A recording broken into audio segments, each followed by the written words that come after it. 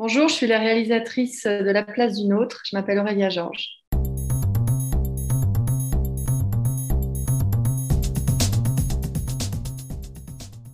C'est une histoire d'une jeune femme sortie de rien, partie de la rue, disons, qui saisit une occasion que lui présente la vie. Lors d'un hasard, comme ça, elle a l'occasion d'emprunter l'identité de quelqu'un d'autre. Et c'est une manière de sauver sa peau. Alors, elle saisit cette occasion, bien qu'il s'agisse de mentir. Et elle a accès ainsi à une vie différente, une autre vie, mais qui va la confronter avec tout un tas d'autres difficultés. Ces difficultés matérielles semblent écartées pour un moment, et puis en fin de compte, ce sont d'autres difficultés qu'elle va rencontrer. J'ai rencontré un livre, en fait. J'ai pu tomber sur un roman. Alors, je cherchais comme ça de manière incertaine, indirecte, et puis je suis tombée sur ce roman de Wilkie Collins, un roman du 19e siècle qui était vraiment un grand plaisir de lecture. Et il y avait comme ça ce suspense dans le livre, quelque chose d'un petit peu haletant, mais associé en même temps à des questions intérieures, des interrogations morales, des observations de caractère. Et cet alliage m'a semblé extrêmement, à la fois extrêmement plaisant et extrêmement profond. Alors voilà, j'ai saisi ce livre et je l'ai pris comme matière. J'en ai pris les meilleurs aspects et je l'ai aussi transformé. Mais enfin, le film doit beaucoup au récit de Wilkie Collins au départ. Voilà. C'est vrai que ça me plaît, mais pas directement. C'est une des raisons pour lesquelles on a gardé l'époque. On s'est interrogé quand même à savoir si pourquoi pas le raconter aujourd'hui. Et l'aspect social aurait été plus fort, parce que finalement, les difficultés, voilà, les différences de classe subsistent sous d'autres formes aujourd'hui, euh, tout aussi cruelles, peut-être pas plus cruelle, mais enfin, en tout cas, aujourd'hui, on y pense peut-être moins directement, mais en tout cas, elle subsiste. Alors, il aurait été intéressant de l'adapter à aujourd'hui, c'était peut-être possible. Mais c'est vrai que l'aspect social aurait été mis en avant et je souhaitais que ce soit plutôt un aspect dans un second temps, c'est-à-dire que la conscience du spectateur soit occupée par un récit avec le plaisir le plaisir voilà, du voyage que peut offrir le cinéma et que l'aspect social soit, comment dirais-je, enfin comme une espèce de chose souterraine comme ça, qui nous touche, mais de manière plus souterraine. J'ai pas envie de dire secondaire, mais qu'il y ait comme une espèce de prestidigitation du cinéma et que dans un second temps, on puisse peut-être se poser des questions sociales. Mais c'est sûr que c'est quand même l'histoire de différentes classes sociales, donc c'est sûr que ça me plaisait, oui. Ça parle de l'injustice, quoi. C'est une question d'injustice, en fait, d'injustice sociale. C'était mon espoir, oui, qu'on puisse que ça fasse des échos, quoi. Que ce soit pas d'une manière, pas comme un miroir de notre époque, mais qu'on puisse se dire, tiens, est-ce qu'il n'y a pas des traces encore de tout ça aujourd'hui et même peut-être l'essence de tout ça, est-ce qu'elle n'est pas encore présente aujourd'hui, quoi. J'adore Hitchcock en général. Évidemment, Rebecca, l'histoire de cette jeune fille sans nom d'ailleurs. Dans Rebecca, elle n'a pas de nom, la jeune femme. Et elle entre dans cette maison où elle n'a pas sa place. Après, c'est drôle parce que finalement, il y a plusieurs Hitchcock qui peuvent y faire penser parce qu'il y a aussi Marnie, qui est l'histoire d'une menteuse patentée qui se retrouve coincée par rapport à ça. Et d'ailleurs, coincée dans une histoire d'amour aussi. Et puis, il y a finalement aussi Les Enchaînés, parce que Les Enchaînés, c'est aussi l'histoire d'une femme emprisonnée dans une maison où elle s'est mise elle-même et où elle est obligée de tenir un rôle et où ce rôle finit par l'étouffer complètement. Donc, c'est vrai qu'Hitchcock, c'est un de mes cinéastes préférés et j'y pensais beaucoup. J'ai pensé aussi à un moment donné, je pensais aussi au Boucher de Chabrol, parce que dans le Boucher, il y a cette relation également basée sur un mensonge ou sur un non-dit entre deux personnages absolument pas faits pour se rencontrer et qui s'aiment malgré toutes les questions, par-delà euh, disons, toutes les fautes morales qu'il pourrait y avoir. Et d'ailleurs, bah, je pense que Chabrol lui aussi était un grand admirateur d'Hitchcock, donc Oui, il y a plusieurs, voilà, il y a plusieurs échos comme ça ou plusieurs sources. C'est certain parce que je pense que quand on aime un acteur, on aime les films ou c'est par le biais des films qu'il a fait qu'on aime un acteur en général. Je pense que c'est impossible quasiment de détacher complètement un acteur des films qu'il a fait. Donc moi, c'est les films de René que j'aime énormément. J'aime énormément Sabine Azema, par exemple, dans L'amour à mort, pour son émotivité, sa profondeur, ce côté déchirant qu'elle peut amener. Et puis, j'aime aussi Sabine Azema pour sa fantaisie, c'est-à-dire cette pétillance, ce côté adorable qu'elle a. Et comme le personnage d'Éléonore de Lengueville a une sévérité, j'ai pensé très tôt que Sabine Azema apporterait, qu'on aurait de la tendresse aussi, qu'on pourrait avoir de la tendresse pour ce personnage parce que c'est elle. Je trouve que c'est ce qu'elle apporte aussi à ce personnage dans le film. C'est vrai que ça a été une rencontre un peu tardive dans le processus de casting ou de fabrication du film. Et tout simplement, j'ai vu Papicha, je l'ai vu tardivement. J'ai vu Papicha et j'ai absolument pas pu résister au désir de rencontrer Lina Coudry.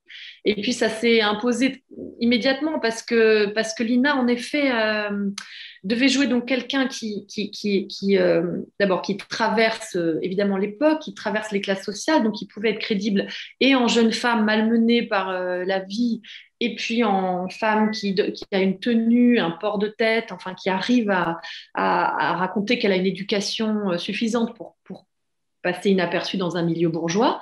Et en même temps, quelqu'un qui va mentir pendant une bonne partie du film, donc devoir à la fois avoir un visage séduisant, qui attire, qui a une innocence et qui en même temps a des secrets, cache quelque chose. Donc tout ce jeu entre ce qu'on propose à l'autre et en même temps tout ce qu'on cache. Et il ne fallait jamais que le personnage ait l'air d'être manipulateur, machiavélique, enfin avec des idées derrière la tête, etc.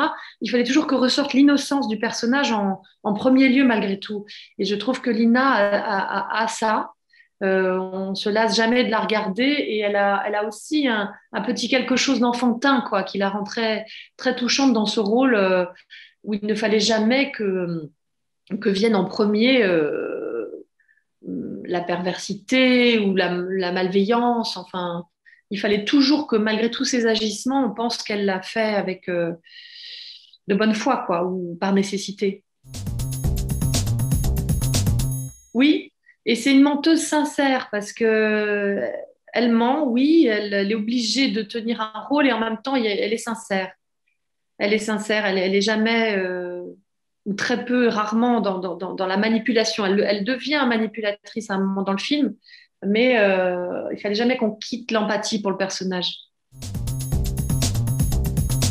Bien sûr, j'ai l'impression que, d'ailleurs, j'ai l'impression que ça m'est venu en cours de route. Je me suis dit, mais en fait, j'ai l'impression que beaucoup de personnes traversent à un moment donné cette question, ce doute, cette angoisse. Enfin, oui, bien sûr que je me demande à quelle place je suis, pourquoi je suis à cette place, et est-ce que je mérite cette place, et est-ce qu'il y a une usurpation quelque part? Bien sûr, oui, oui, je pense qu'il y a quelque chose qui me touche aussi à cet endroit-là, chez ce personnage. Ouais. C'est vrai que le cinéma, c'est quelque chose que j'ai eu en tête assez tôt, au sortir de l'enfance. Je sais pas, c'est la cinéphilie qui m'y a amené. Tout à coup, j'ai pris conscience qu'il existait un metteur en scène et qu'on pouvait être à cet endroit-là. Et après, j'ai voulu, bah voilà, faire du cinéma. Donc, j'étais à l'université de cinéma, j'ai été à l'école de cinéma. Et, et voilà, c'est quelque chose que dont je m'approche depuis toujours presque. Et pourtant, c'est vrai que on se demande toujours pourquoi on aurait plus droit qu'un autre. Est-ce qu'on a mérité, enfin voilà, est-ce qu'on a mérité cette place? Forcément, j'ai envie de dire. Enfin, peut-être pas tout le monde, hein, mais je pense qu'on en est quelques-uns à partager ça. Et c'est vrai que moi, c'est le cinéma, ben, oui. à part que c'était parfois difficile de tenir cette place et de faire des films, ça a pu me faire douter. C'est-à-dire que quand même concrètement, il faut bien gagner sa vie, il faut bien survivre justement d'une façon ou d'une autre. Alors, c'est vrai que c'est des endroits difficiles, mais à part ça, moi, j'ai jamais douté en tout cas, de mon désir. Je dois avouer que moi, je ne l'ai jamais ressenti consciemment. Jamais. J'étais pourtant observatrice, j'écoute, je suis très attentive à tout ça. Je pense que c'est une question évidente et qu'il y a évidemment un terrain à conquérir. Alors, est-ce que moi je refoule ça? Je ne sais pas. Je n'ai jamais eu la sensation concrète, moi personnellement, d'être écartée à cause de ça, mais peut-être que c'est un aveuglement de ma part. C'est possible. Possible que je ne veuille pas voir cet obstacle et que je veux avancer quoi qu'il arrive. Bon, mais en tout cas, c'est sûr que si on regarde les places des femmes et les chiffres des femmes dans leur place dans le cinéma, il est évident qu'elle est pas juste encore. Elle est pas juste, c'est sûr. Je ne connaissais pas encore ce festival, je vais le découvrir. Et j'en entends dire que c'est un festival qui est très très lié au public, où le public est enthousiaste, amoureux du cinéma et que ça peut aussi raconter le rapport qu'aura le public de la salle future au moment de la sortie avec le film. Donc j'ai hâte quoi, de voir, d'avoir cette rencontre avec le public à Angoulême. Ouais. Ça va être une découverte aussi pour moi. Ma foi, c'est vrai que c'était un titre quelque peu ironique, hein, puisque c'est toujours un combat. Je pense qu'à la fois en France, on a une chance et on a une place privilégiée par rapport au reste du monde. Je crois que chaque fois qu'on regarde dans le détail, on se dit bon, que la France et les Français, parce que c'est aussi beaucoup des questions de passion individuelle de personnes qui font vivre le cinéma, que ce soit des bénévoles, que ce soit des programmateurs, que ce soit des distributeurs, que ce soit la cinéphilie, parfois des producteurs, des distributeurs. C'est vraiment des passions de personnes qui portent le cinéma en France. Donc ça, on a une chance, j'allais dire folle, enfin elle n'est pas folle, mais enfin on a une grande chance. Et on peut la vérifier, ça se démontre. Et en même temps, c'est sûr que le bateau, là, il est malmené, quoi. Il est malmené en France aussi, et que ça reste encore et toujours et perpétuellement et de plus en plus peut-être un combat terrible, enfin terrible contre le grand capital, l'industrie, voilà, l'argent, maintenant la pandémie. Enfin, c'est une lutte, quoi. En tout cas, c'est une lutte que plein de gens sont pas prêts à abandonner, mais enfin, c'est une sacrée lutte, ouais, ouais.